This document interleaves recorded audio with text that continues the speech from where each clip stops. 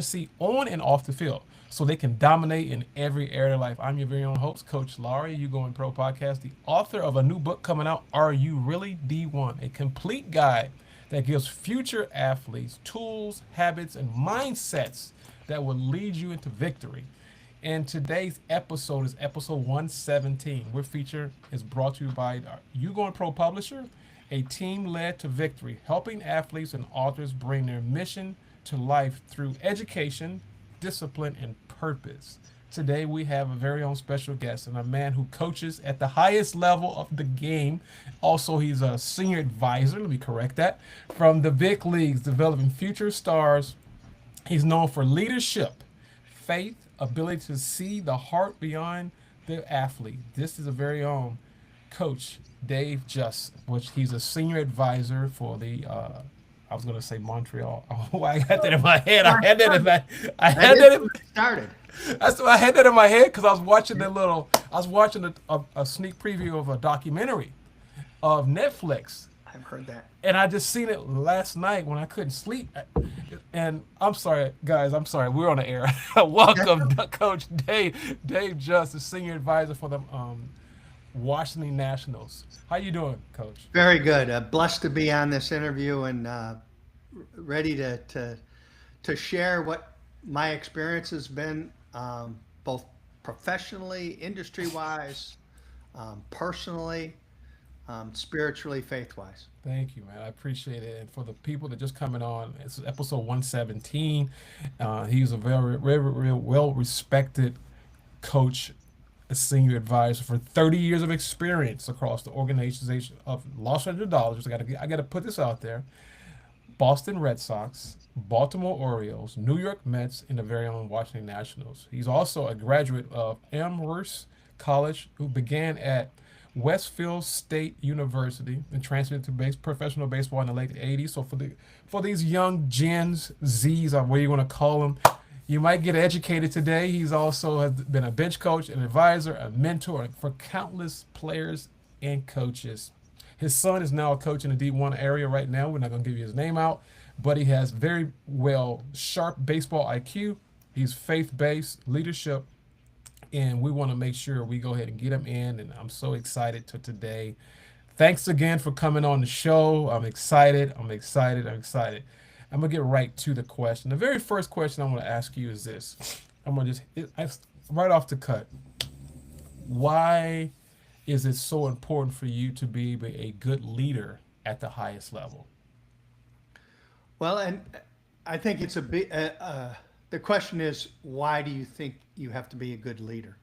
Because I don't restrict it to the highest level because I really believe that in my home, I pray that I was a good leader for our sons. I pray that my wife and I, as parents for our sons, because we have three, were good leaders.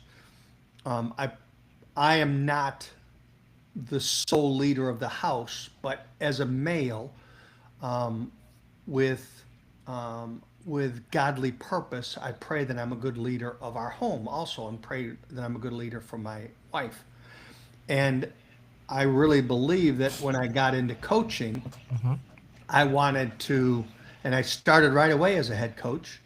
I wanted to be a good instructor and trainer and developer of players, but I wanted to lead them. I didn't. I wanted to be their head coach. I love the strategy of the game. I love the 9 innings in college at 1 and in professional baseball at 7 p.m., whatever it happens to be.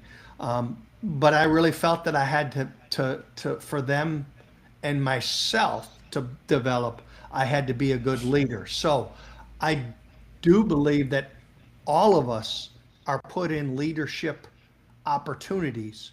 And if we shy away, regardless of what your faith is, if you shy away, you are doing an injustice to what you can impact upon people around you, be it next to you, be it underneath you in a organizational chart, Yes. or even being above. Right. Since, I mean, I even think that in the last few weeks with all these changes that the Washington Nationals have made in the hierarchy of their front office. There are men that coming in. It turns out they're 38 or 42 or 44, which is a lot younger than me, but with their less experience than me, not just because they're younger, I have actually sent them text messages and sent them emails, and been open and in case they wanted opportunities for me to share what I know about Right. the Nationals organization or share what I think they can use as a benefit. Because if I just sit back, then I'm this table right here that holds this computer together, and I'm not much use of what I think the Lord has given me Right. an opportunity to be. I like that. I like that what you said because I noticed a little change in baseball in general, even from college and pro. They're hiring much younger guys with less experience when it comes to baseball itself. I guess because they're trying to, I guess get the edge. They're doing every so analytical. So basically, this is just me. This is my personal opinion. Um, they've taken the common sense out of the game. This is just what I've seen because there's a lot of technical stuff, analytical stuff, and there's a place for everything. I just like balance because the Bible talks about a false balance is an abomination. And I think that we need to have more balance. Would you agree or disagree with that, Coach?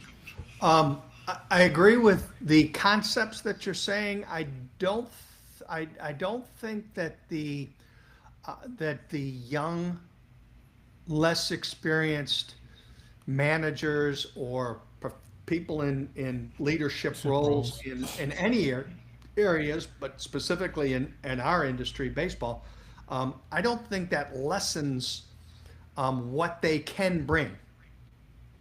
The, the man that's a good leader, or the woman that there, we don't have a Right. woman manager yet, but we've had women GMs. Correct. Kim Ing right down there in South Florida, a tremendous leader as a woman, a tremendous leader, and then she Right. happened to be a woman. Correct. They can bring that ability to lead and be and it's not an old school or new school, it's an all school. My son gave that term to me the I other day, like it. I and I like it. loved hearing it because it's the right way. There's no there, Right. there's tradition, there's truth in tradition, and then there's no truth in certain tradition. So so so that I think that the experience you have, the knowledge you have, the leadership abilities that you get, no matter if you're at a young age or an older age, when you share them and use them to be impactful to others, there's value all the time. And I do believe some of the younger people put in leadership positions these days is not just that they're more keenly understanding uh, of analytics or new age technology or biomechanics of certain things, which they are because they've grown up into it. Correct. But I also think that there is a tendency to think they get along, as you say, with maybe Gen Z, they get along with that age group better. They might be able to text Right. easier than I do. Well, guess what? Correct. At my age, I got to learn to text a little bit. Yes, I got Right. my wife to set the podcast up because I don't know that technology quite well enough, but I'm using it now. And I have just as many connections with players that are 18 as 28 or 38 right now. And Mm. if you're a person that is a good leader, your age shouldn't matter if you're connecting with 18, 28, or 38. My understanding of baseball for a 16-year-old is different. My evaluating Right. them is different. I'm not as good as my son at UPenn. I mean, at Penn State.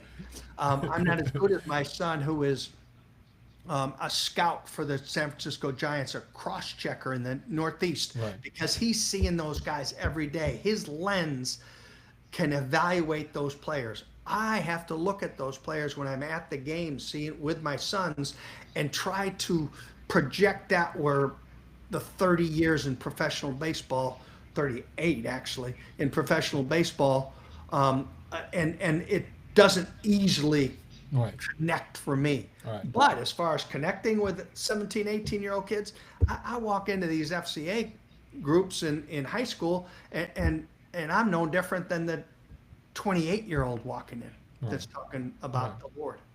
I like that. That's pretty good, Coach. I appreciate you saying that because it goes back to the next question. It's mindset. You got to have an open mindset to be a great leader. This is one of the things I believe. But with that, which leads me, Coach, when you're evaluating talent at your level, what separates a player who looks like they looks like a D1 player actually that plays in your level? Other words, there's guys at different levels before they get to you. So when they come there, you evaluate what separates them from like different levels of college level trying to go to the next level because the speed is different. So that's what I'm trying to ask that question for mindset. We're trying to build a mindset for a D1 mindset going to the next level. Understood. And the way I correlated, I start even higher Okay. and say that the biggest gap between the game of baseball, and people don't want to say it, but it's true. It's the big leagues to AAA.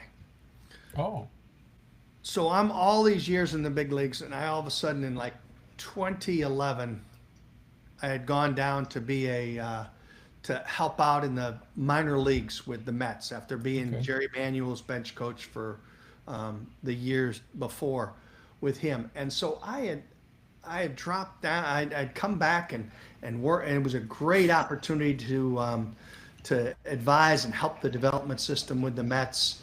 Um, but I'd been so long, I would sit at AAA games, let alone A-ball games or Gulf Coast League games or Dominican League games, and I said, "Oh my gosh, this game is so slow." Mm, And so Lamar Johnson was the hitting coordinator for the minor leagues. He had been in the minor leagues for about 8 years. Well, Lamar Johnson played 10 years for the Chicago White Sox back in the 60s and early 70s. I remember him really I good. remember that. He was a hitting coach for the Brewers, and I think one other club he was a hitting coach in the big leagues. He had been out of the big leagues though for 8 years, and I was one of the guys. When I came down, I said our coordinators have to float through the big leagues. They had never done it with the Mets before. So Lamar Johnson was one of the first coordinators that got up there and went there with Terry Collins' staff, and he was there for the first game. He was supposed to be there for like 2 series, and he called me after the first game and he said, "Jousey, I've been out of the big leagues for 8 years, and by the third inning, I am scrambling around. Can't believe how fast this game is." And I said, "Wait, Lamar, you played 10 years in the big leagues. You were a really good hitter. You coached in the big leagues." He goes, "No, the game is so fast here." So I'm saying that that's the biggest gap. Then the next biggest gap is AAA to AA. Next biggest gap is AA to A ball. The next biggest gap is A ball to the rookie leagues.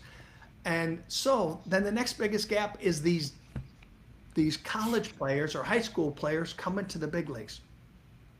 And the biggest difference is there is a gap. There's a gap in skills, there's a gap in talent, Wow. there's a gap in mentality, and there's a gap in emotional mentality, both Right. mental mentality and emotional mentality. Now, all those things can get developed, but without skills, without abilities in all those levels, you have a very difficult time taking each step. And I'm sure that at the high school level, when you're going to play it, then at the D1 level, at the high school level, even if you're in a big high school or a big area, like we were talking, being in Chicago at the suburban league in Chicago, where some of those high schools are 4,000 kids, not That's in right. Cape That's right. Fear Academy in North Carolina that has 40 Right. kids. No, all those high school kids are big fishes in small ponds. When they go to a D1 program, they're That's a right. smaller fish in a bigger pond. Big If they upon. go to a D2 program or maybe even a D3 program or a junior college, they might be a bigger fish in that. And then each time up, it becomes, guess what? That guy that was hitting third in in high school is hitting seventh or eighth or maybe even on the bench. Right. That's right. Now you're pitching and you have to face that guy that's not even on the bench. Now another guy who's third. So all those things, and it's not just when I say that it's obvious that the skill level and the talent level gets better Right. on skills only, physical skills. No, mental and emotional skills also come into play a lot, and that's why it's so tough because rarely and never at the big league level does skill level outweigh everything without having the other things.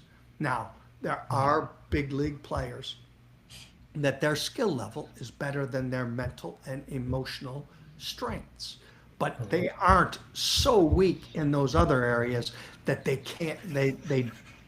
can overcome it with just skill level because all those things have to work at the highest levels. Right. And in D1, I'm sure they have to work easier than more. They have to work better than at the D2 level, and definitely at any of those levels work better than at the high school level. Yeah, you're right about that, Coach. I appreciate that. Which, you're talking about development, which I'm gonna ask you a little bit about development. You've worked with many players at every stage. At every stage, you've seen it, played it, coached it, managed it. Development is something that most people don't talk about. Let's just be honest. Transparency. Most people don't talk that word, development. And I see it in high school, and it's just not there.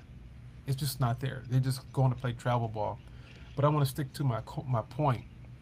How important is those unseen tools?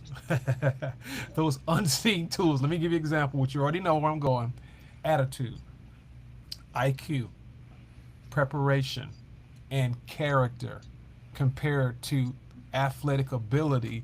Because a lot of times, these kids, they think because I hit 400 at a high school, I'm going D1. Yes, I'm promoting my book, but I'm making a point. I keep trying to let these guys know there's not one size fits all. There's very few unicorns in the world. Very few unicorns. Which you understand what I mean by unicorns. Yes. And you just brought one up. You just brought up the situation from your situation you just talked about. It's the same thing. Yes. And I want to talk about because like I said, you've seen all type of development at each level.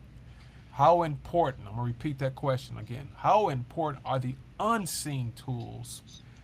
Attitude, IQ, preparation, character, the whole 9 yards versus pure ability, trying to go D1 or trying to get drafted.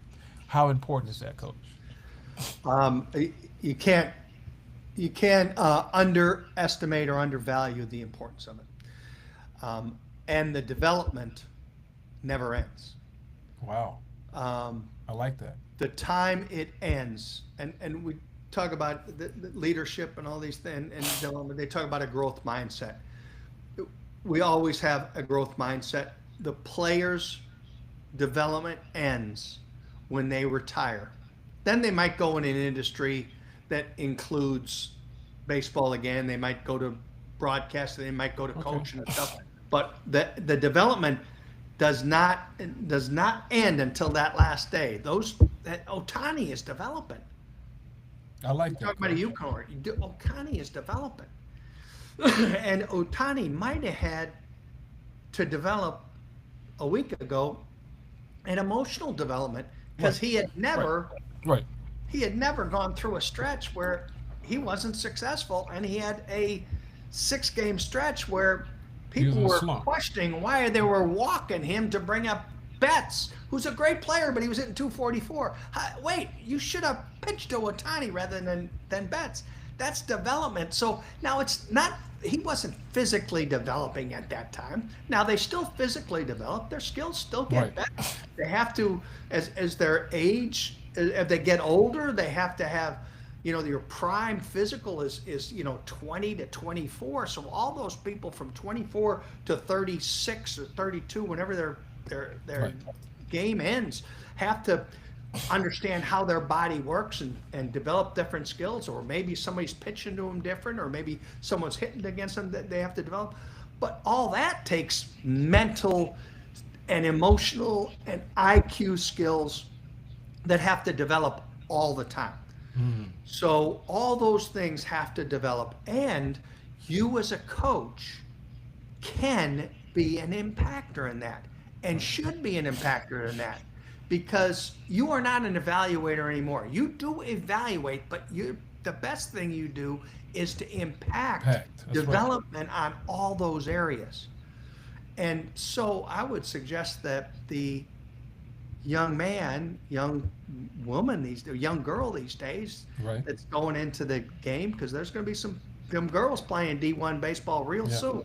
Yeah. Um, they need to find that coach that impacts them. So not only are they training the skill of swinging the bat, fielding a ball, spinning a ball, throwing a ball harder, but also impact what they're learning about the game, what they learn about themselves, what they learn about their emotional stability. And we all have different emotional stability. That doesn't mean you are neutral all the time, because you're not. Some Right. people are overly extroverted. Well, we want those guys. Kiki Hernandez is overly extroverted, and yet yet JD Drew and Harper are flatliners.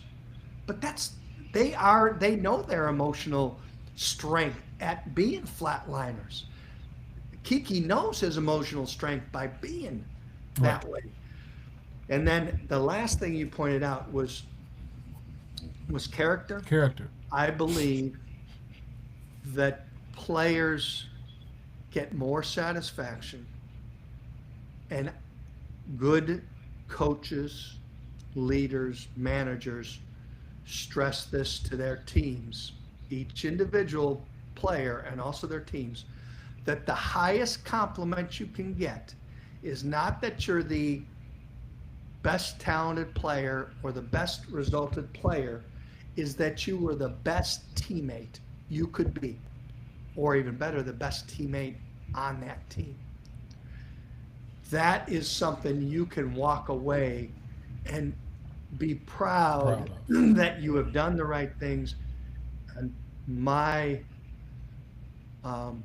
belief in it, that faithfully I have listened to how the Lord will lead me to be a love my brother like I would love myself, do Right. unto others as I would want done with me.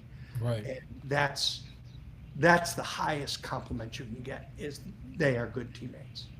Yeah, that's really good, Coach. I mean, you have just hit it all. I mean, you are just hitting it like I don't know. I'm out of words. And what you brought up something very important. You talked about teammates, being a great teammate. We got the very own Dave Jost. I got to pronounce it correct. Very own Dave Jost for the Washington Nationals. He is a senior advisor.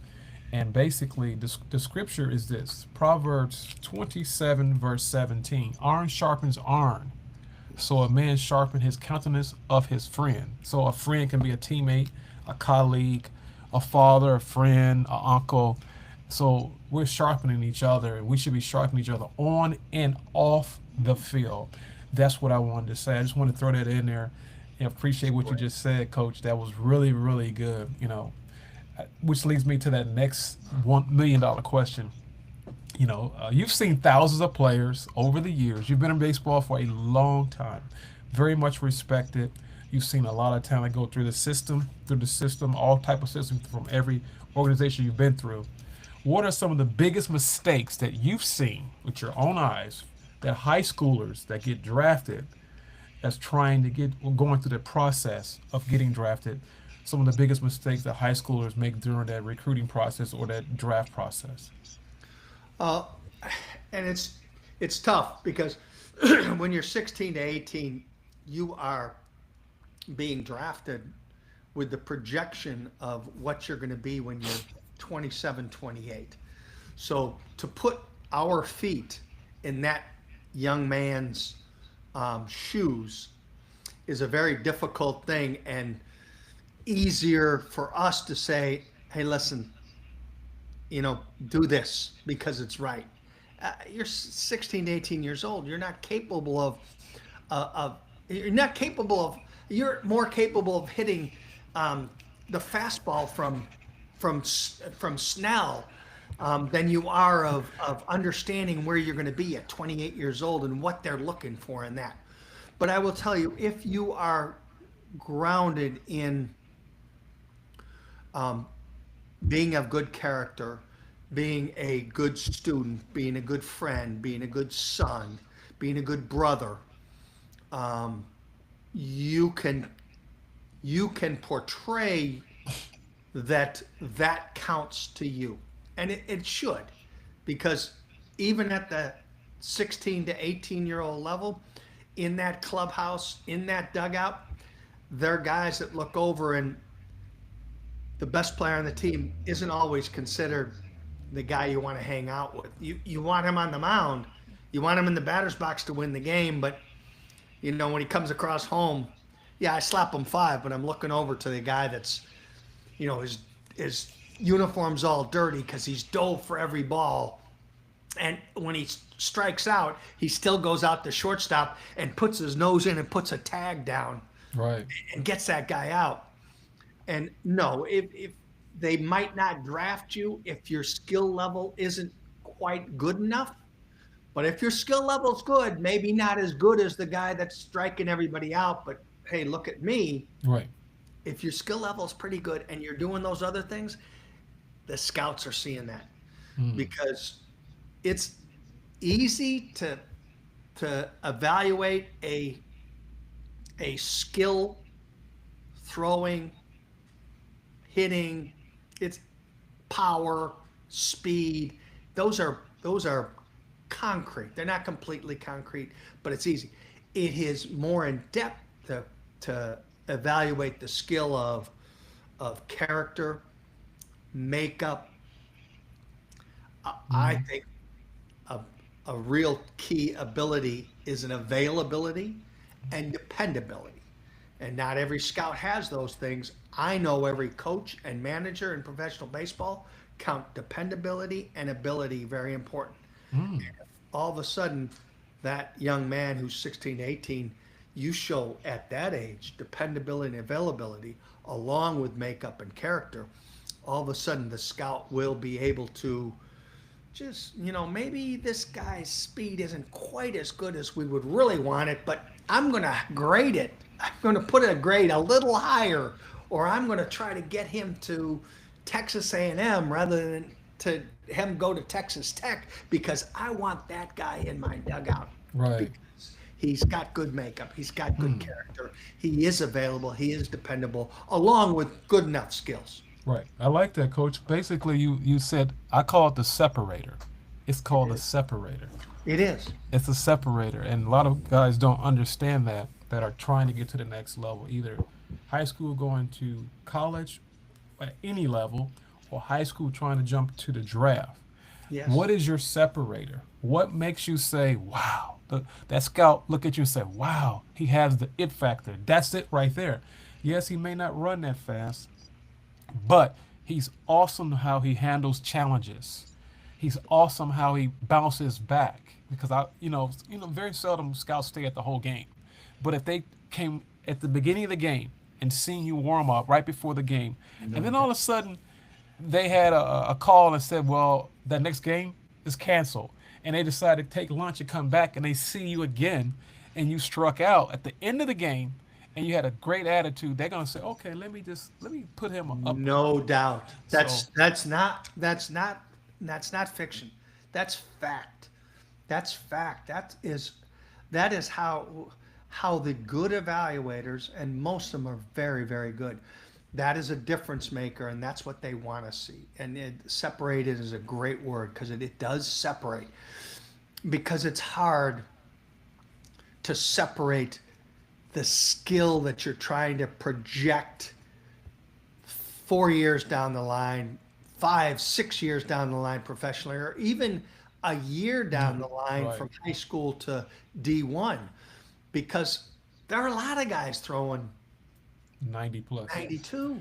There are, and yeah, 30 years ago there weren't a lot of guys Right. not throwing Right. 92, but there were a lot of guys that knew how to sink the ball and throw their changeup really good 30 years ago. So what was the separator? The guy that was always a good teammate, that was always available to come in and say high five to the guy that had just moved the runner over or got a bunt down. Right. And all of a Right. sudden the scout sees that and says, wow, this is a pitcher who also likes the game of baseball and likes his teammates. I can use him at my D1 level, or I can Right. project that changeup and that velocity getting a little better, and so it doesn't change. The skill is it's too close. It's too close, and so it's so easy to see that the skill level of Otani and Freeman and those guys are so off the chart, and Vladdy's so off the chart. Why do we like Vladdy so much right now and getting ready for the World Series? It's because he's playing the game so connected with his teammates for a purpose that is for his team, not himself, and for his dad, not himself. Those things matter, and they matter in the scout and the recruiter also. And do not underestimate that. For you parents that are watching this or reading this, That's or right. you young players that are watching, do not underestimate it, because you can put a black mark on you a lot easier by the one time that you are selfish rather than selfless. So if your character is selfless, it will always show up. Even the times that might look like your character shows up a lot more. But if you're selfish, if you're thinking about number one all the time, or think that you're Right. better than everybody else all the time, it is obvious. And maybe your coach might not tell the scout, but the scout will find that. They will find that. Sooner or later, it's gonna Yeah, come out. and the recruiter will find it. For the guys and girls that just tuned in. This is episode 117. The senior advisor for the Washington National, Dave Joust, and he said something that just kind of rang the bell to me. One can put 1,000 out, but two can put out 10,000. That's the word of God. And he's saying is, you work better when you have someone with you than working by yourself. We can get there a lot faster if you get someone with you that are touching the degree and going on the same path. That's what I wanted to throw that out there. I kind of throw out my little No, spiritual that's nuggets. really good. That's really good. And baseball's a funny thing, because there's things that you do individually in the game of baseball. You're on that mound, they have to field the ball behind you, but you're throwing that ball. You're in the batter's box. There's nobody else in the batter's box. Yeah, the coach might give you a sign. Right. You might be prepared, but you're in there. But the overall team walks away with the W, That's right. even That's if right. you're 4 for 4. That's right. The overall team walks away with an L, even if you throw a shutout. That's right. And That's you right. have to assimilate to be a teammate. And Right. it actually does. It does make it more enjoyable for you. And I have to stress that the joy that you get when your team is successful, and that doesn't always mean W's and L's, but the more your team is successful, there is joy in your dugout and in your clubhouse at every level. And I know Right. high schools sometimes don't have clubhouse, but even the dugout, there's a joy that when that happens, and it's a really really special feeling. Right. And I'm glad you said that. And I'm going to throw this in there. When you win a championship, they don't ask you, did you hit the game-winning shot? Did you hit the game-winning home run? They don't care about that. Just No, did you win? that's What was the exactly. ending score? So what is the promise behind all of the storm you went through? What is the promise? Did you get it yet? Okay, we didn't get it. Well, we'll get it next time.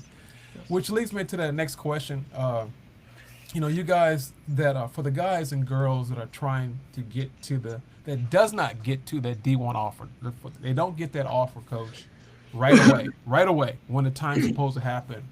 What advice would you give them to help them stay committed? I mean, repeat that word. Stay committed to the process if they don't get that offer, whether it's JUCO, D1, D2, or walk on, because a lot of times this generation, no disrespect, but this is just based on my analogy. This is what Coach Laurie, what I have seen over the years. If it doesn't happen quick, they give up for the most part. So, what are some things you can tell them, advice can help them stay committed to that D1 offer that they want to get, or a D2 or JUCO, or even walk on? What would Yeah. you say? Well, the first thing is the only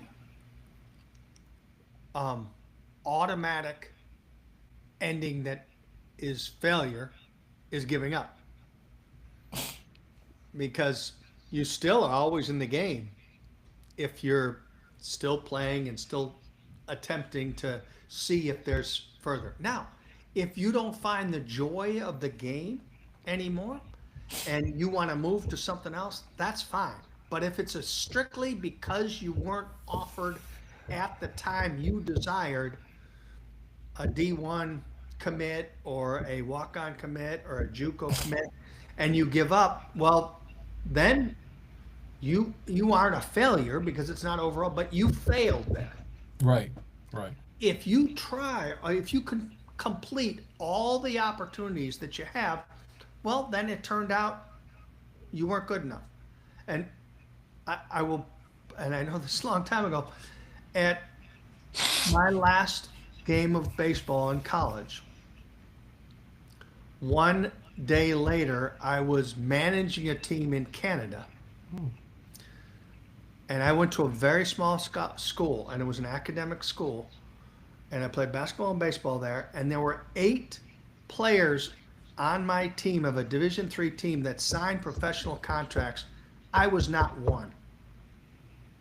I found an opportunity to go into coaching right away, and still am coaching right now, and have found so much. I didn't give up. I went right into coaching.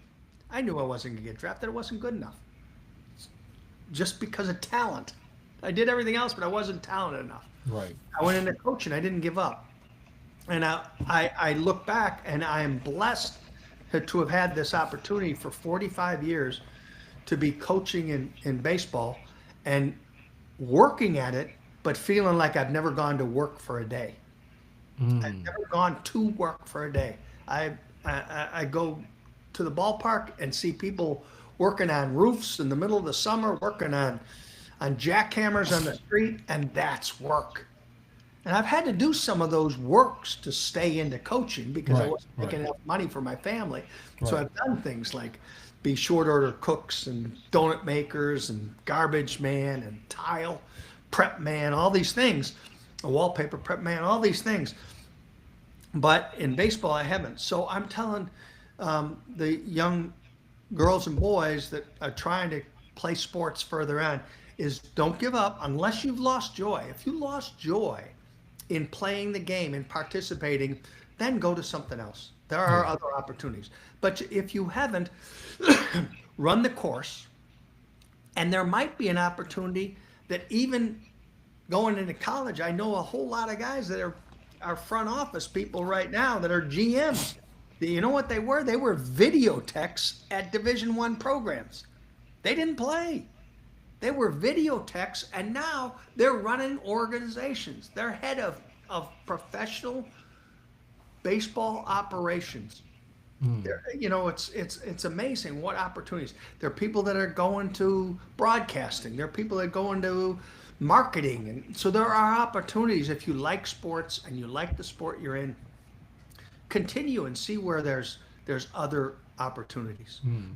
So that's, and you never know when all of a sudden a D1 recruiter's coming in to see, to follow up on one of the players, and you have one of those games that all of a sudden just makes them think again and look back again and say, wait, we might have an opening for that Correct. guy, and calls their head coach and say, hey, listen, I might have this, and all of a sudden you become a walk-on or maybe even a recruit.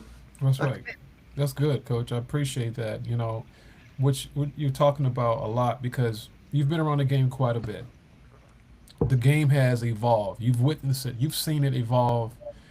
From handwriting reports to digital scouting to videos to analyticals.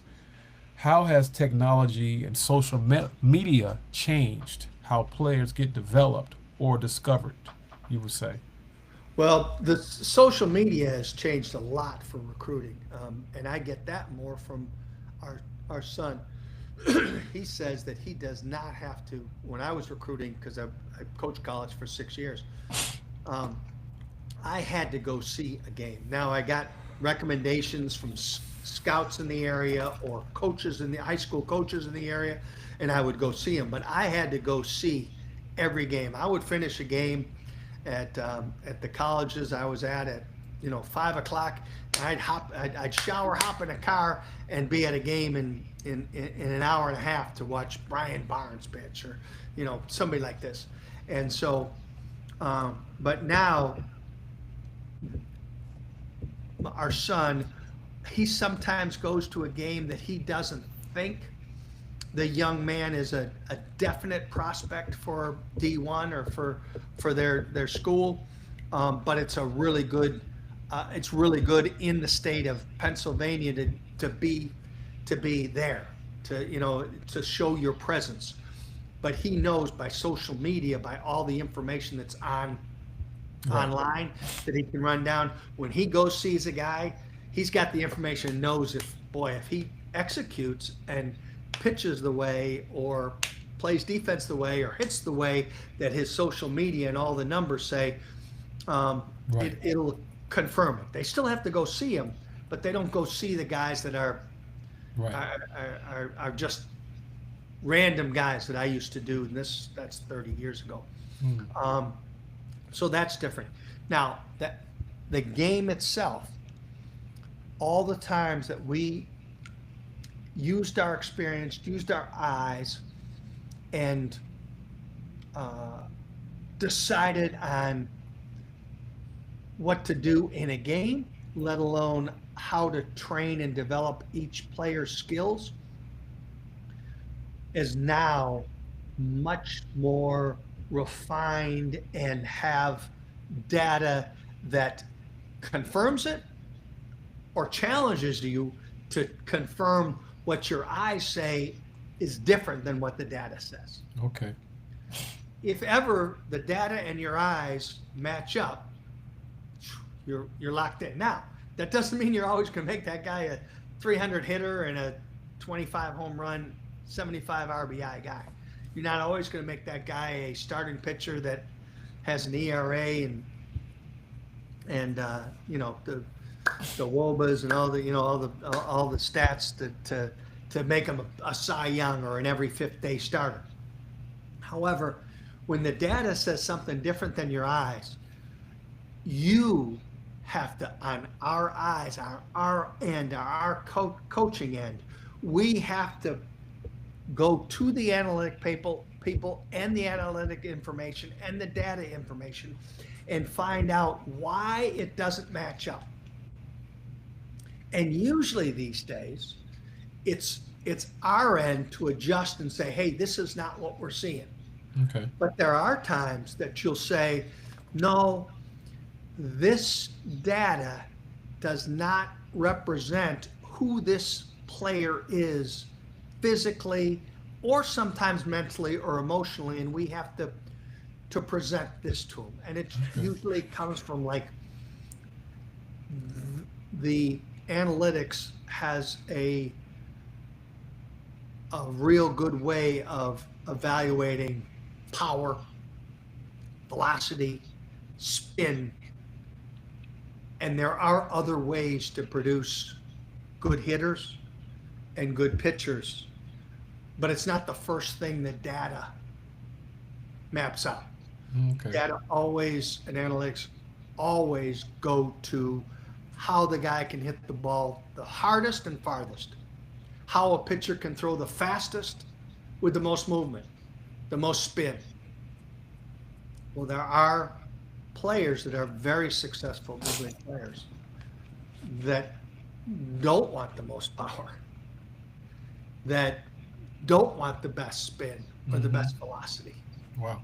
And they're better using other avenues to get people out or to produce runs. I like that, Coach. And you said something very powerful, which I want to, for all people just checked in. This is episode 117, senior advisor for the Washington National, Dave Jost. Question: I want to say something based on what you just said. Do you think with the analyticals and data, the game? This not this just an open question. As you were talking, I was thinking the game has changed in a let's put it this way. I don't want to disrespect Major League Baseball, but it's not like the old school. I'm not talking about, when I mean about old school, back in the day where you bunt and run, moved over runners. I'm not saying it doesn't happen, but I see the game has changed with my physical eye. My physical eye, because sometimes it's harder for me to watch a game unless it's the playoffs. I'm being honest, because I'm like, okay, if this guy is struggling so bad, which I know you got your data, and I get that, but this guy's struggling really bad. Push this guy over to third base. Just push him over. Lay down a bunt, because you got Bryce Harper coming up. I'm using this for example, just an example. And it's no outs. So I'm just saying that, from your perspective, what you've seen, sometimes they let the data overrule the mind. Would you say that? I'm just kind of like, because and then it makes the games boring. Because the kids now, they don't watch the game. They just don't watch it. I'm a little older now, been out of baseball playing years. But my point is, I enjoy watching it back then more, when there wasn't all this. I'm not saying I appreciate everything we have. I'm not saying it for the people. Coach Lara, you're hating. No, I'm not hating. I'm not hating. I've seen this, and I've seen before. It's like when you're a younger coach, there was and I was younger. We had a phone booth. Most kids don't know what a phone booth looks like. Yeah. Doesn't mean that it's bad. It's just that I've seen that, and now I see this, and I know the difference. So my question is, just this is for me, not for the listeners. Do you ever think we're gonna get back to that? I'm not saying totally, but get back to that old school, how they used to play the game. I'm just asking. Yeah. That's just for me. Well, you bring up some good points. And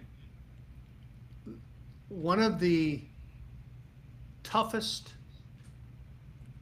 but separators, good word you used, in our coaching end Okay. is because players haven't played as many games, Mm. not just baseball games, but games on the street corner or down in the park, to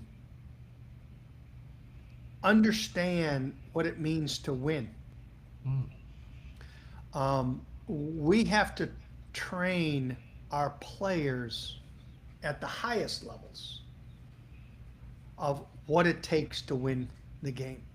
Not only what it takes to be the best skilled hitter, skilled pitch maker, skilled swing, skilled range defensively. How do you complete the out? How do you produce a run or runs? How do you prevent runs? And why? Right. Why the scoreboard counts when that happens? How can you throw a pitch wanting on a 3-2 count, wanting the hitter to swing and miss at it, not that it's a strike when you're winning by 4 runs. No, because you got to throw the ball in the zone with whatever pitch you have in the zone, because with nobody on base, that ball, the worst thing that could happen is it's a home run. Yes. You can't Yes. lose the game. Where the walk still Right. allows the home run to happen, and maybe another bloop single and another Right. walk, and now the home run ties it. Right. But their mindset isn't that way because they haven't played, even at the highest level, they haven't played games enough. And I call it showcase baseball because, and travel ball's similar too, because you bring in the guy in and they don't ever practice, or, it's show your skill level and then move on. That's right. And so that's the one thing that I say is that we have to do it. Now, as far as watching the game, as we see in the playoffs, some of the reason you like it is because it's exciting, and it's at the place where it counts so much. Okay. But guess what? You've also seen guys cut down their swings. Yeah. You've also seen in the last 2 weeks, we've seen 6 bunts. Yeah. And you can go a month in the Yeah. whole baseball and not That's see right. 6 bunts. That's right. So I believe the best teams that aren't the high payroll Right. and Right. most experienced teams have to win that way. And Tampa is a really good example because they brought the safety squeeze back 14 years ago, and it's still a very valuable tool. And a lot of teams still use that. They don't use some of the other things, and there is a value to the analytics of sacrificing an out to move a runner into scoring position just from first to second. And I usually side to that now that pitchers don't hit anymore, unless I'm in the Dominican. In the Dominican, I lay the bunt down. As a manager, I make us bunt in the Dominican all the time, even with a runner first. In the big leagues, rarely Right. with a runner on first am I an advocate of giving up a guy, even as a 9 hitter with other guys, because that 9 hitter isn't a pitcher anymore. Right. That 9 hitter, Jimenez bunted to move a runner over the other day, and I loved what the Blue Jays had done. But Jimenez moved the runner over the other day, and he had hit two-run homers with a runner on second, nobody out, just trying to pull the thing. And now we bunted a run over just a second. I don't think he's a double play threat. He doesn't look at it. Right. I haven't been up there the last few years in the big leagues to see this, but I know Jimenez pretty good. I scouted him actually, and so the game still will not revert back to that because we got 9 hitters that hit home runs. They might only hit 10 in a year, 8 in a year, but the 9 hitter 30 years ago was a pitcher, and even 20 years ago in the American League, the 9 hitter was a catcher that hit Right. 210 and Right. was there because he called the right game and caught. He was not an offensive. Right. Everybody is an offensive player these days. Yeah. Everybody's an offensive producer You're right. these days. That's So good. the game lead to that. The stadiums lead to that. Growing up, when you were watching guys hitting in the 70s and the 80s, back at our time, those parks, there was maybe 3 guys that could go to opposite field out of the park because the parks were different. The air quality was different. The balls didn't travel. The balls were different. The bats were different. Now, that 7 hitter can go deep as much, and that really good hitter that's a home run hitter doesn't have to be a pull hitter. We got a guy, James Wood, that hit all those home runs to center field and left center, and he's a big, tall left-handed hitter. Every time he pulled, he actually was unsuccessful when he stayed over there. So there's all sorts of things that change for the games, which then that isn't, you don't find that 1-0, 2-1 game as often until it's the playoffs. Then there's still enough of those games that all of a sudden that type of baseball shows up a little bit more. I get it. I understand. That's like baseball economics. That's baseball economics. You just You're broke right. it. You just broke it down, and you know better because you are in the game, not just you're in it. You see how A and B, C and D goes together, and 1 + 1 equals such and such, such and such. So you understand the dynamics, the breakdown, because as a listener that's listening to the show today, or as a parent, or as someone looking, they're like, man, the game is just, it's so slow. But now you broke it down a little bit more, which I'm going to talk about something for the parents and the coaches. They play a huge part in the roles for Yes. players today, which we talked about that before the show and also now. What's the one thing that they can do better to prepare a young athlete's mental and emotional for the grind of college or pro baseball? Because you talked to me about this as well before the show. Like I said, a lot of times I see this at the high school level. Some of these parents, not all parents, but there's a good handful, at least 40% of the parents are just bad. They're just bad because then you wonder why the kid's attitude is like what it is. And so there, I mean, I'm gonna give you an example. I'm gonna give you an example, Coach. There was a kid that I coached. He was a freshman, and he was a homeschooler, so he went to the school with me. I'm not gonna say where because people probably would know. And this one kid, his dad was just straight obnoxious. He was just obnoxious, just totally. Everything he says was obnoxious. And I'm like, I kept a cool, level head. My son's going D1. I mean, this is like freshman year. I'm like, dude, let the guy grow. Well, hold up, pump your brakes a little bit. There's nothing wrong with dreaming for the best or shooting for the stars, but come on, he's a kid. So anyway, make a long story short, he finally got to the D1, but I checked his numbers out last year just to check. Didn't even play. Didn't even play. And I said that because I think a lot of times that's a lot of peer pressure. I mean, you ever had pressure to play baseball? To play baseball within itself, not even talk at any level, it's hard to do. It's hard to do to throw a strike unless you have a gift. It's hard to hit a baseball or a white ball with a bat. And also, you got to catch it. So it comes with skills, not just go out there. It's not like tennis. No disrespect to tennis players. You put a Understood. racket in your hand and you just learn to go through the motions. I mean, there's more to it.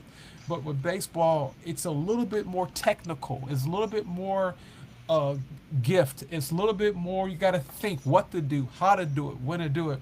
So I don't want to go on a tangent, but No. what can you tell the parents because they play such a big role in the players trying to go D1 or trying to go get drafted? What can you tell them to prepare mentally and emotionally for that grind of baseball at the next level? Well, first of all, you brought up the last time we were talking about bunting. Eh, Whenever somebody doesn't get a bunt down, there is not one fan that I know that says, "How can they not get a bunt down?"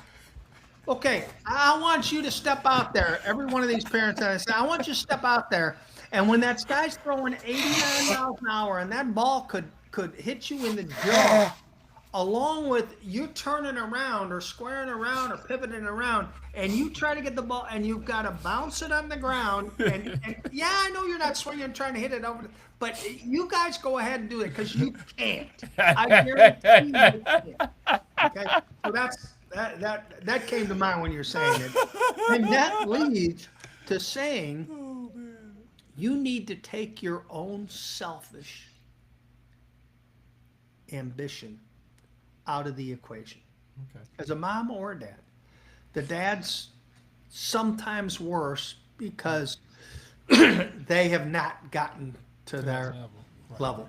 That's right. They have not gotten to the level, and they're living through their son or their daughter. Right. But the moms can be worse because as a mother, you you have so much responsibility at raising your children. It's as much as they say it's on the dad, it's so much on the mom. Culturally, even biblically, is that that mother is the nurturer. She should have a good home and should sew well. Good. Um, That's right. so the mother has to So, however, how they produce on that diamond has no reflection of who you are as a parent. How they respond to how they've produced on the diamond does. So take your selfish ambition, your selfish desires out of the equation, and then be an encourager. Encouragement is the most important thing you can do.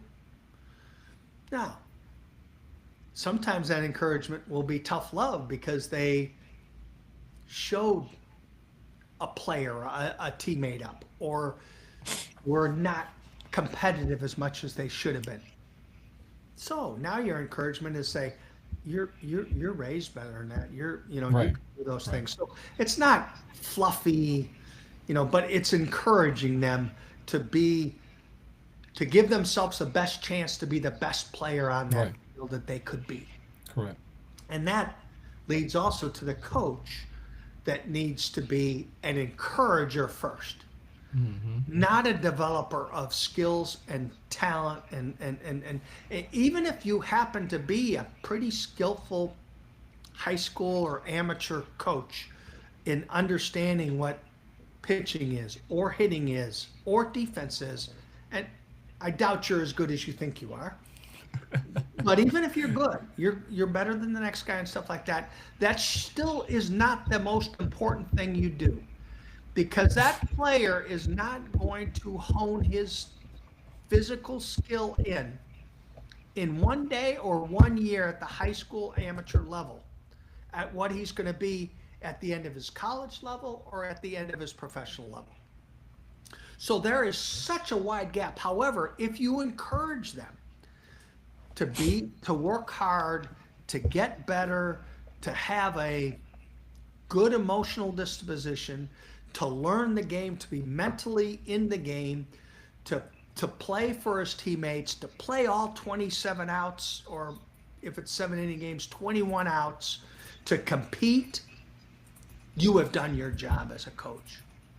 Because that player will develop by him experiencing it a heck of a lot more than you giving him 75 ground balls to his backhand side, probably training him the wrong way to field it. That's right. That's right. That's right. You know, you heard it. You heard it from the very own, the skipper, the coach, the manager, the senior advisor, Dave Giles for the Washington Nationals. I'm loving it because I say this all the time, but now you're saying it, so I'm like, praise God. I'm so happy someone else is saying it at the next level, a higher level, a place I've never been before. Which I'm gonna ask you about your sons. You know, you coach, you have sons, and you know your sons are now coaching as well, and they're in the scouting and MLB, following similar to your legacy, which you're doing. You know, what's the difference you see in how the generation of coaches connect with players compared to when you started? Um, a good coach, a good leader, has always been a good leader. Yes. The generations on how they receive that leadership is different. There were some things that, heck, I talked about this at our Bible study just the other day with a handful of men, and some of them very successful college football coaches, and some in a lot of other fields. It was a men's Bible study here in Southwest Florida, and as a player, most of us were automatically responsive positively, or at least dutifully, to elders, Yes. to coaches, to Yes. teachers. It Authority. was built in. Authority was, it was Yes. now. So our behaviors didn't change that much. That's right. But when we look back and say, these were the coaches or teachers or even pastors Right. that had an impact on our life, it was the coach, the teacher, the pastor that you felt cared for you and you could trust them. I don't care what they knew. Right. Right. Right. Now, the older you got, the better you got. I still want to believe that they care for me. I still want to believe that I can trust them. Then I want them to have some knowledge to make me also better at that skill level. So even though the receiver of us as coaches, as trainers, as developers, as leaders, the receivers of this information we're passing on, this position we're in, have a little different automatic respect. Their attention level isn't quite as long. Their automatic respect for authority is they challenge, which is a great thing. I think it's a great thing. They have to do it respectfully, but I'm glad they do, because there's plenty of times when I was growing up that I just respected and knew it was wrong. Knew it was wrong, and but still did it and worked through it. I know they didn't impact me who I am today as a man. They impact my skills or my math ability or something along those lines. But those coaches that still I knew cared for me and I trusted them still have they were far superior coaches Yes. and leaders. And so even today you can tell that coach that, and we a lot of times we put it as the oh no coach because oh no, he's coming up, what does he want me to do, because it's only to make him look good, or Right. it's Right. only because I've done it, oh, the only time he comes up to me is when I do it wrong. Right. um, so yes, they these days that kid turns you off, and maybe even behaviorally turns you off quicker, or maybe right away. Right. It challenges you. So I don't think that that the coaches that were really good back then wouldn't be good now. Yeah. Um, and they, because they cared for the player first, because they were selfless, because they did things that earned the trust of the player, Right. their behavior would be a little bit more in tune with them. Heck, at my age, 4 years ago, last time I was in the dugout, my wife and I had a lot to do with my wife because of how the wives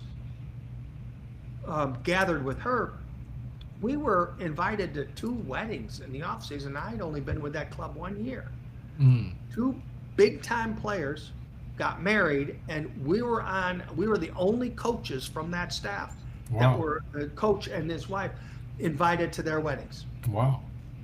I wasn't the manager. I didn't help them hit Right. 40 Right. home Right. runs. I didn't help. But so it's the and I have tried and purposefully tried to be that type of coach Mm-hmm. and developer and leader. And I've had personal goals, but even when I wasn't walking with the Lord, I did know that I could impact them for their sake, and was never trying to live for my sake. I didn't do things.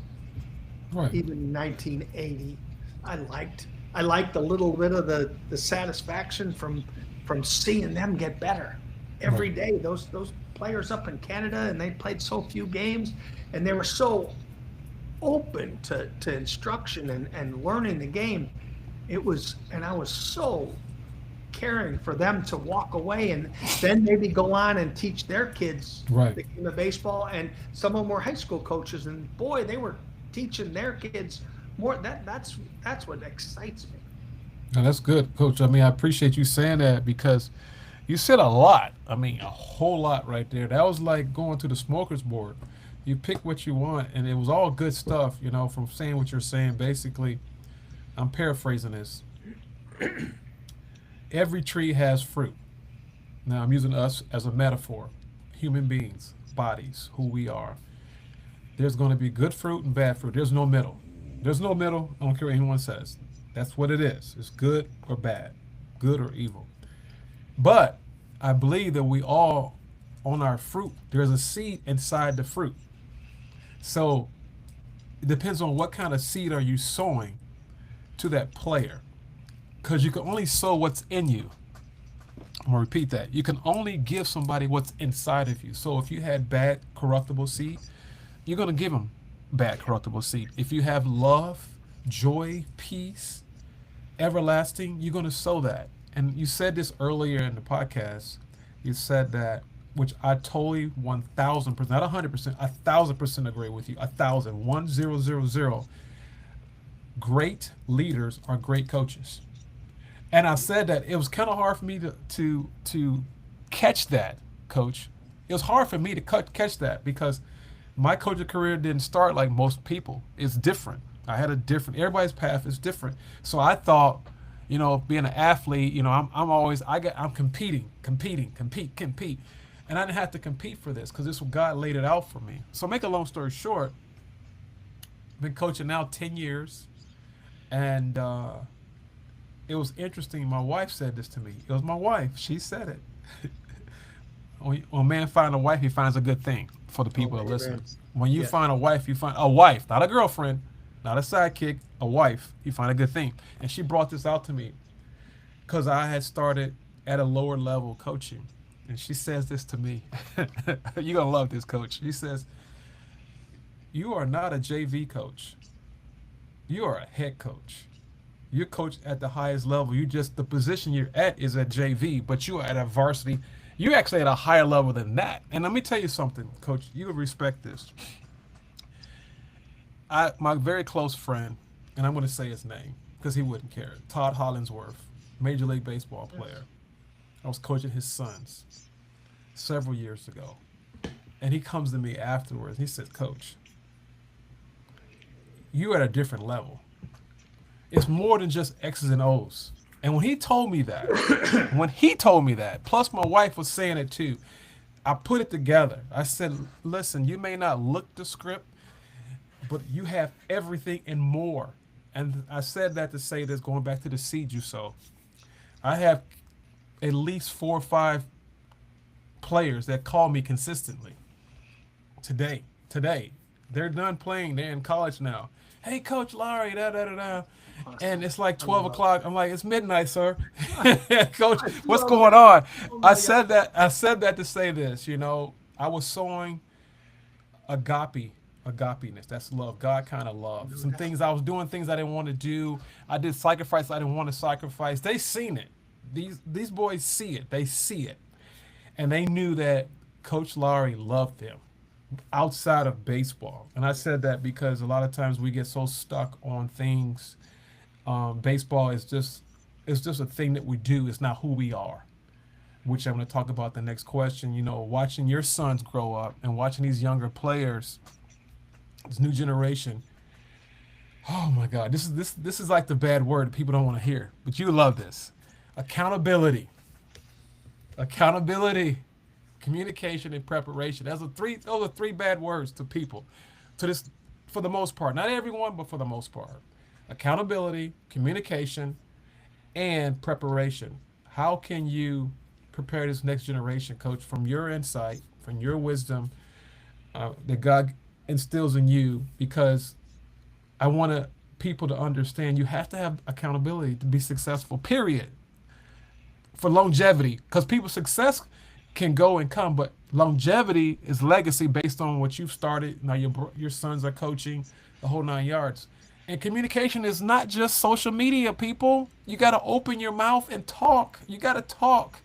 And preparation doesn't mean, well, I went to go hit a couple balls. I hit a couple balls today, and I'm prepared for the game. You got to have a roadmap. So, Coach, if you can talk about that, and I got one more question. I know we're getting kind of late, but accountability, communication, and preparation.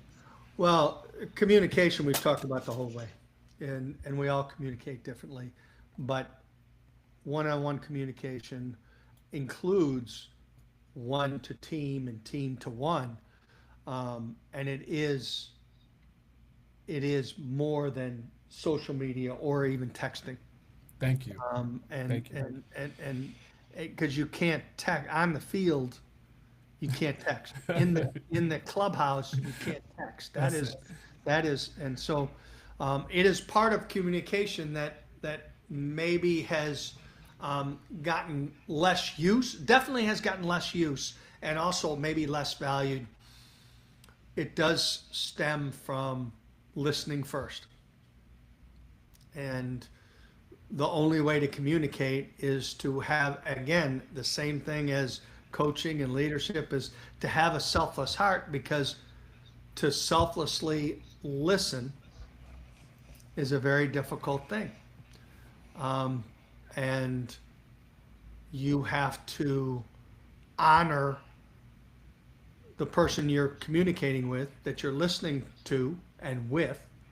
You have to honor the time, you have to honor the value in what they say, and then formulate what you say and pass something that is encouraging and impactful with them by either words again or actions, because actions, body language can add that.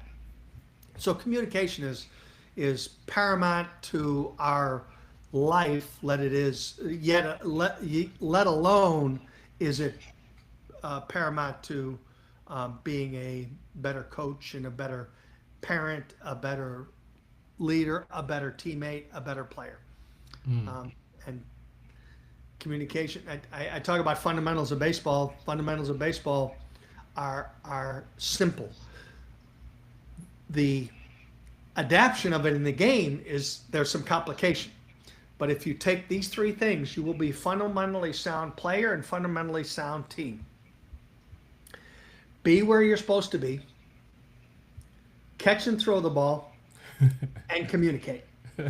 That's it. I love it. I love That's it.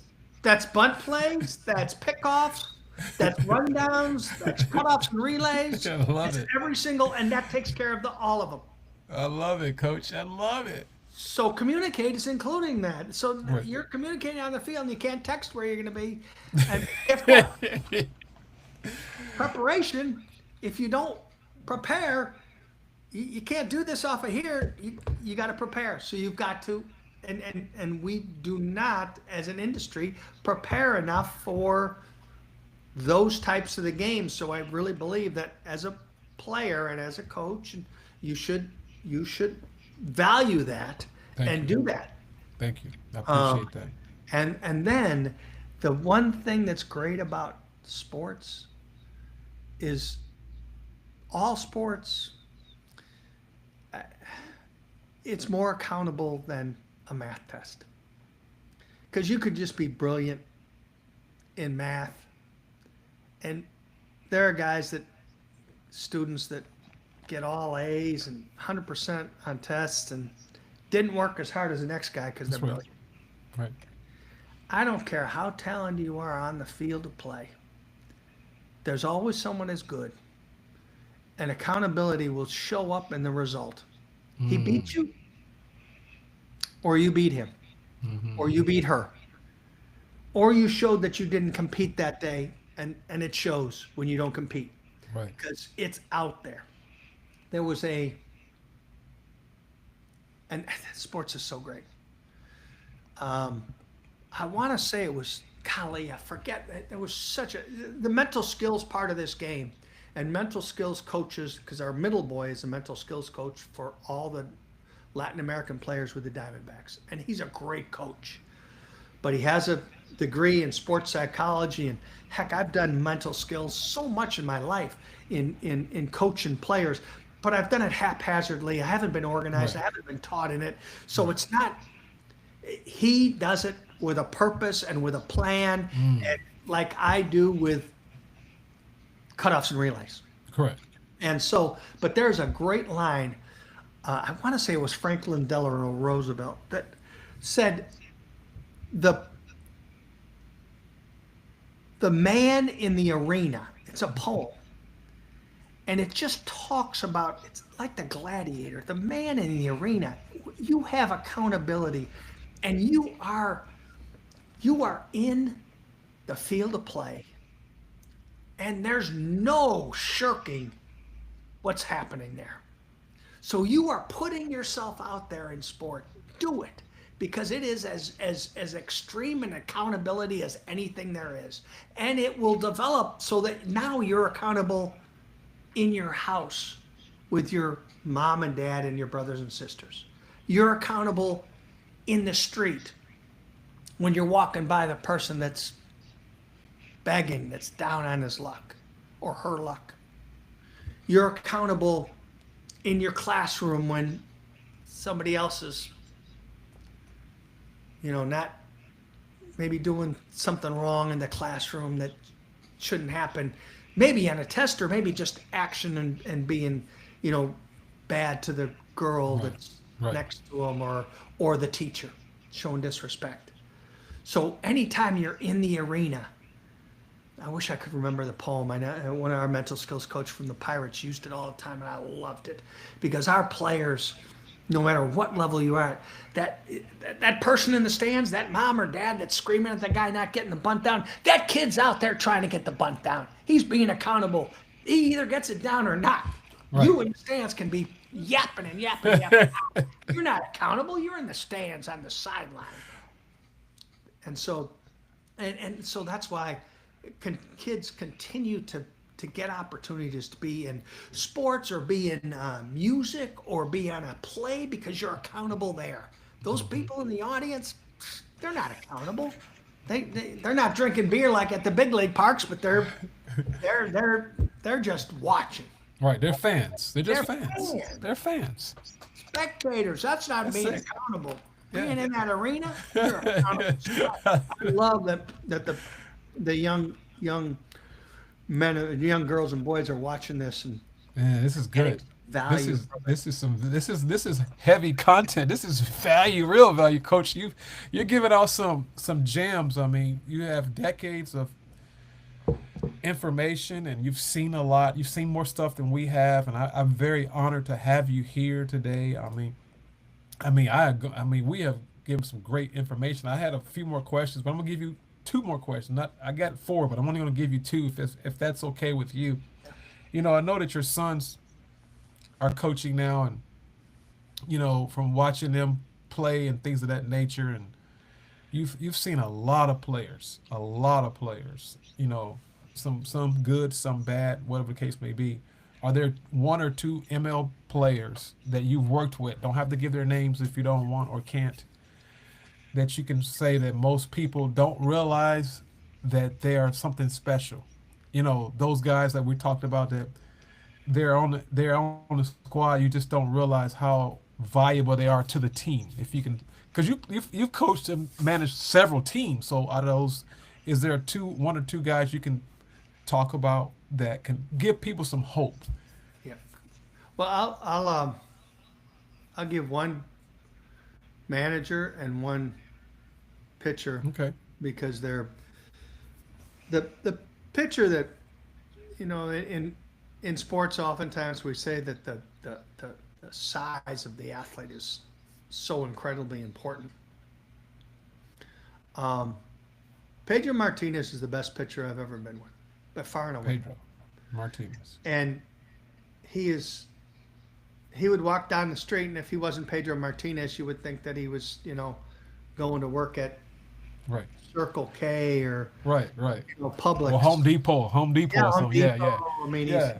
he's Yeah. a slender, short, um, and he was incredibly gifted and skilled. But his knowledge of the game and then what his skills did and preparation plus execution was no different than, because I also was with Greg Maddox, and I think both of them were so similar in how they prepared and their knowledge of the game. It's just that Pedro didn't have to be because he was so talented and gifted. Maddox had to be because his stuff was so much less. Now, it's Right. still better than Right. a lot of the people that are listening to us now, but Pedro had to.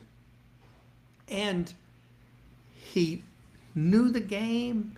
He still, every time he says something on the air, you ought to have your ears this far open because there is wisdom coming out all the time. And even was a youngster, he was a little bit on the edgy side, but there was wisdom coming out all the time. And he was the one pitcher that was trained and mentored and learned from the coach, the manager I'm going to talk about, and that's Felipe Alou. Okay. Felipe Alou was the first manager I was with the Montreal Expos. And this man is the second most influential man in my life. My dad's the most. But Felipe is a strong Christian, an incredible baseball mind, was going to be a doctor out of Dominican Republic in a raised in a village that he had no birth certificate. Mm. They got the birth certificates. He and his two brothers that also played professional baseball actually were the only outfield that had three brothers start in it ever, the Alou brothers, Mateo, Jesus, and Felipe. Wow. They didn't get their birth certificates because we were at their house. They're in southeast Florida. We were at their house. My wife and I were at he and his wife's house last spring training or at the end of spring training, and we knew his birthday was coming up in like a month. And I asked him, "How old are you going to be, Felipe?" And he said 90. And his wife said, "Well, might be 92 or 93 because they didn't get their birth certificates until they were like 8 years old." The three boys and the dad finally went into town, walked into town, and said, "This I know the date, but I don't know the year. So just put it this one, and this one, because he's the oldest, he's the middle, and he's the youngest." So, but he was going to be a doctor. He had a chance to go to med school until that he signed his contract with the Giants, got drafted by the Giants. Unbelievable fisherman, wise beyond years. And those years in Montreal in baseball, there was about an 8-9 year period, which in my day, through my history of baseball, it was the best baseball, and better than as great as the Dodgers were before that, as great as Atlanta was to win 14 championships, as great as the Yankees were to win all their World Series, as great as the Red Sox were to win their World Series, and then the Expos were unbelievable. They have, in that 8-year, Right. 9-year realm, they have 5 Hall of Fame players. They have 14 big league managers. They have 11 general managers. That's unheard of. And it was all because of Felipe. There were great other people around, but it was Felipe. He was the center of it. And to this day, he's still that way. And so he was the best. He's the best manager in the modern day history. And he's a better man and a better. Today, I use his sayings all the time. I mean, I want the man to be better than the player. Right. So forget the tools. I want that man. Right. And to this day, he would say that. Well, the man's the better than the player. That's like a pretty it. good compliment to that. That's more important. Yeah, and he's and every one of those players have come from him. But and I go back to Pedro again. Out of most of them were position players that gained so much from him because that's what a manager is more involved in, even though his strategy is so important on the pitchers. But Pedro was the one non-position player that gleaned so much from him in wisdom, in life, and you hear it.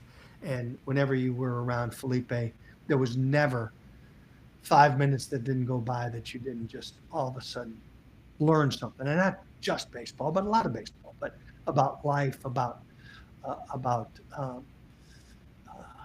the Lord, about everything. God. Yes. Good, man. I appreciate. Man, I got one more question. We're gonna close out. This has been great. I mean, you guys have been tuning in. Very own senior advisor, Dave Jost, for the Washington Nationals. This has been awesome. You have. I'm just in awe of all this information of.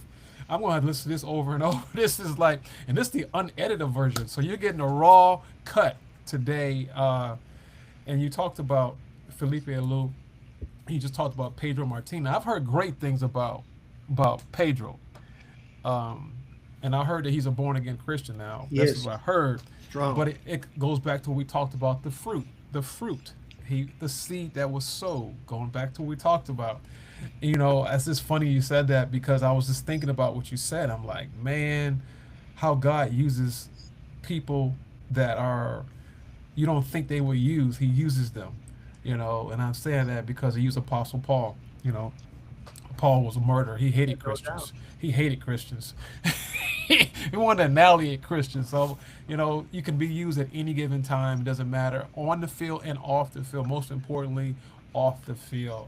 Which this is my final question, Coach. I want you to ask this question and you want to close out. And Coach, I know this reminds me of a lot of things that's been happening with the world today.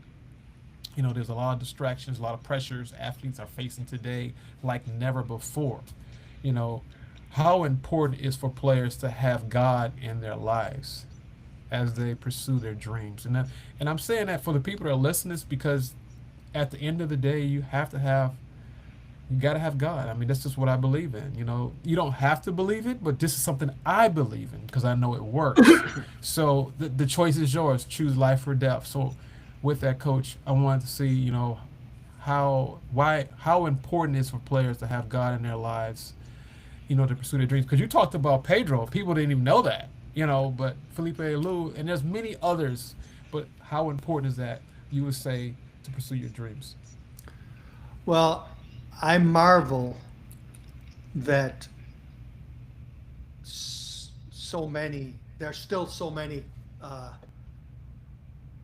successful players that don't have the Lord. And there's so many that do, a lot more than our media and the public know about. Okay. The spectacular stories that come out on the negative side are so much more appealing to the culture and to society that you don't know that there's Baseball Chapel is in baseball and football and hockey now. They have a chaplain for every team from the big leagues all the way to the Dominican, all the way to winter ball. There is a chaplain. So I didn't know that. there is church on Sundays or sometimes Saturday nights at every place, and sometimes out of your 26-man roster, you have 17 people at it. Now, Wow. out of the 17, out of the 26, they're not all 17 walking the walk Right. completely, Right. but they are there, present, hearing the Lord, hearing the Lord's word, hearing that, and looking at like-minded guys that are walking the walk. So there's a lot more than we think. However, the players that still are successful and still really good teammates that don't, I sometimes it baffles me how they're getting through the day, and it hurts me because I really believe that there is a lot more for them if they're doing it Right. this well without it. Correct. And that is from personal experience, because I was perceived by the outside as having it all under control. I wasn't the most talented. I wasn't, this and that, but I had so many really good things happen to me growing up. Good school, got to play in college, got some good opportunities to coach, and very successful coach. My players loved me. I was, got a tremendous wife, had 3 young boys doing great. They got into professional baseball, and at that time, nobody that didn't play professional baseball, let alone play in the big leagues, got opportunities in professional baseball. In 1987, I get a job out of the blue. Jerry Manuel hires me, Oh, liked me. Jerry and I are very close. man, I've been wanting to meet this. I've been wanting to meet that guy. You said a powerful name, Jerry Manuel. Tremendous Christian man. Man, we'll talk after this because I want this guy bad. I've been trying to catch him, coach, for at least 2 years. 2 years. There's a lady at my church. She knows him, but she's been like Loxahatchee, probably. He was in Loxahatchee Yeah. for several years with the Expos. He's great. So- His son does Fear of God. Really Yeah, he's the creator. creator of it. Okay. Yeah. See, I didn't Fear know of that. God. So yeah, we'll talk. Jerry We'll talk. Alonso. He goes Yeah. by a different name, Jerry Alonso. Oh, what a beautiful family. Man, So I'm sorry, we lost Renette track. he and Renette were big mentors for my wife and I in marriage. But so Jerry got me in the game though as a non-professional. He loved basketball. I loved basketball, and we hit it off. And but so I'm doing good, and within 10 years I'm coaching in the big leagues, and 3 boys and my wife, but my wife and I went through struggles. I was managing. I won a championship in the Caribbean Series, and when I managed David Ortiz and Oh, Lord. Louis Castillo and all these guys. Heck, I signed David Ortiz for the Red Sox later Really? on because of that. Okay. So I have everything going, but my wife and I had grown apart, and so we separated actually, and I wasn't walking, and she wasn't either. But again, you use the make a long story short.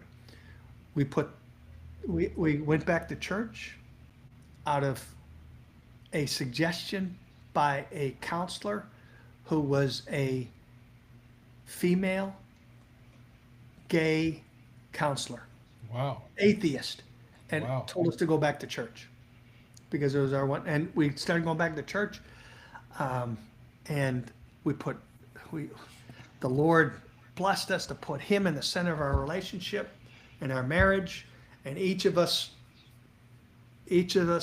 found what we needed. And my life outside looking into me, my players didn't see that much difference, but there was a reason and a purpose and an intent of why I was doing what I was doing, what the Lord gave me the opportunity to do, what the Lord gave me the opportunity to be, and things have been impactful for myself, my family, and definitely for others that I've been able to touch and to plant that seed, Thank you. because there's a difference. There is a difference. Well, I want to say thank you, Coach. I appreciate that. I know it's been we've chopped it up very well. This is very, very good, and we'll talk a little bit more. I'm gonna try to connect with you, a few other people that I want to get on the show. But it's been great to have you on this episode 117. We had 117 episodes, 116. Now today's 117. Well, Coach, can you close out with some closing remarks before I close out for the guests? I'm sorry, for the audience that listen, boys, girls, moms, dads, whoever they might be. If you can go ahead and give them some closing remarks. Thank you. And I'd say you have a lot of opportunity for the young boys and girls, the young athletes. You have a lot of opportunity. Take advantage of it. Realize that it's a where you're going to be at 3 years from now, 1 year from now, let alone 10 or 15 is a long way. It's a great experience for you. Soak it up. Take advantage of what opportunities are there for you on a field of play, in a dugout, in the classroom, in the street, in your household itself. There are so many opportunities. Don't give up. Amen. And you will have people that come alongside you and give them the time of day in case they don't come off right away the way you want, because there are a lot more out there that do want to encourage you and help you. I like that. In other words, give them some grace. Give them some grace. Give them a little grace. They may had a bad day, or they had a flat tire or something, or they got a bill or something that they, just give them some grace. But I love it, Coach. That's very, very good. Thank you again. And I'm gonna close out. When God leads your path, the game becomes more than baseball. It becomes a purpose. That's just something I want to give out there for the people who are listening. If you enjoyed this conversation with me and my coach, Coach Just, and you're serious about becoming a next level athlete, I have personally invited everyone that's listening to this show today. I have an exclusive club, the D1 Baseball Dream Club. If you send me an email or DM me at YouGoin'Pro Sports on Instagram, I can invite you. With that, inside that club, you're going to have all type of information. We got tools to help you get to the next level. We get some information on how scouting reports are being done. We have hands-on training with exclusive videos, interviews, and behind scenes with other great people I've interviewed, so you can dominate in your journey. Okay? Send me send me a DM or D1 on my Instagram as well. With that being said, my question to you guys is, where are you being led? Are you being led either north, south, east, or west? What direction are you going in? The reason why I said led, coach, is where are you being led? L stands for listen. Listen to everything that coach has said today. Listen. Faith comes by hearing, and hearing the word of God. That's L. E stands for execute what you just listened to. Execute. God told us to execute and dominate. He's given us the power to dominate in Genesis 1:28. We should dominate over every creeping thing on the face of the earth. In other words, what your purpose is. Listen, execute. And the last one is D. D stands for dominate. On God's team, we always dominate. It may not look like we're winning, but it's on the other side. It's always a lesson. We don't lose. It's just a lesson that you went through the course so you can get on the championship team. You can never lose. This is Coach Lowry, very own, episode 117. Dave Jones, the senior advisor for the Washington Nationals. Thank you very much, Coach. Hey, it was great having you on, and we have a blessed and wonderful day. Thanks a lot.